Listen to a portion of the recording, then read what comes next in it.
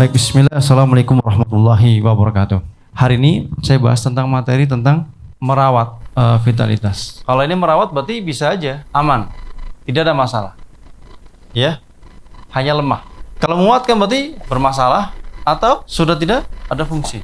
Karena membahas tentang vitalitas tidak hanya untuk seorang laki-laki saja, seorang perempuan juga banyak. Ya kita bahas hari ini adalah merawat untuk mempertahankan, ya berarti aman-aman saja. Atau memang sudah mulai ada kelemahan-kelemahan. Pertanyaannya adalah siapa yang butuh memperbaiki daripada vitalitas? Apakah hanya seorang suami atau hanya seorang istri? Berapa banyak seorang suami yang tidak mendapatkan hak istrinya? Ada berapa banyak sama seorang istri yang tidak mendapatkan hak suaminya?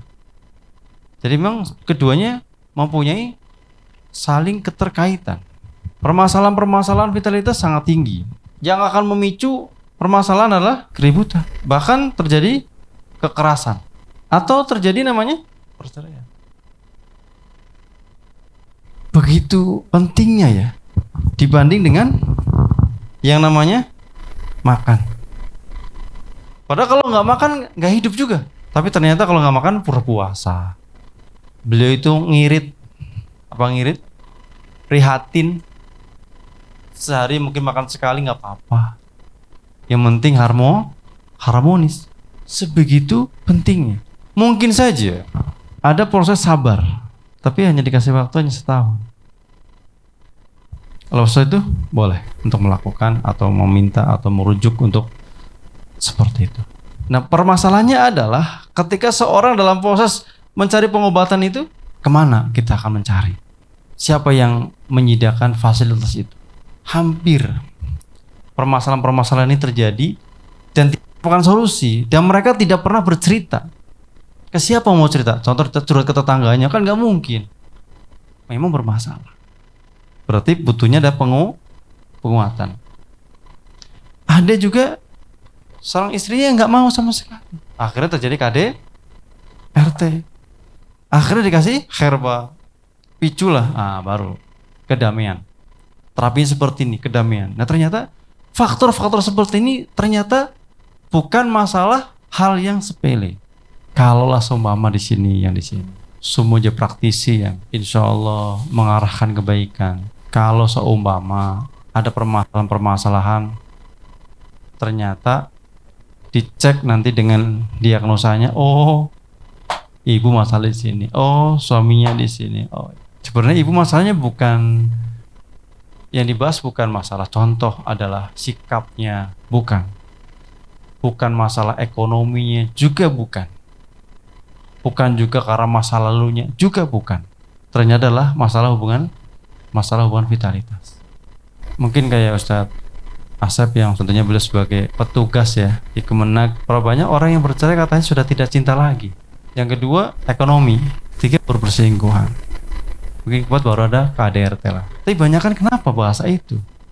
Maka dijelaskan banyak sekali tentang faktor-faktor itu. Apa yang diharap dinginnya tidak mendapatkan. Dan banyak sekarang ini seorang wanita yang melakukan itu, bukan seorang laki-laki.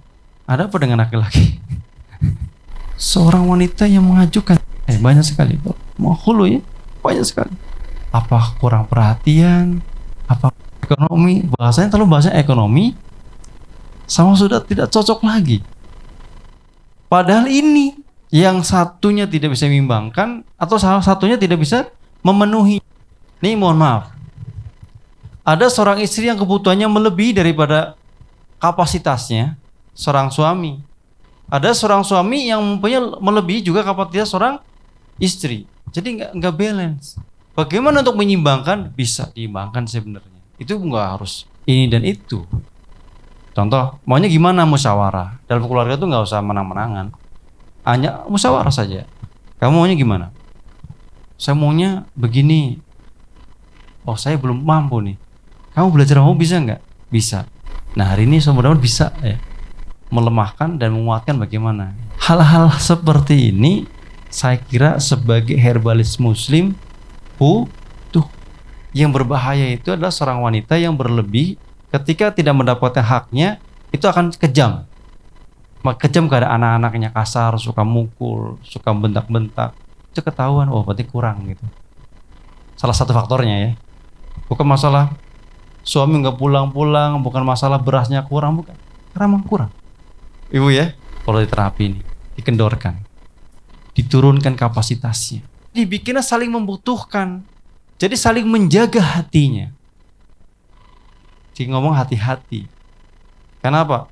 Khawatir tidak mendapatkan haknya. Begitu juga seorang istri khawatir tidak mendapatkan haknya, maka dibikin berlebih semua dua-duanya. Mau nggak dibikin seperti itu? Tapi resikonya adalah nih, ketika dibikin aktif dua-duanya, maka respon tubuh yang pertama ketika nggak seimbang adalah rambut mudah beruban. Ketika tidak diimbangkan dengan nutrisi. Yang kedua, lemahnya organ paru. Paru-paru berarti kemana? Ke sendi nanti. Larinya ke sendi. Makanya perlu nutrisi yang baik.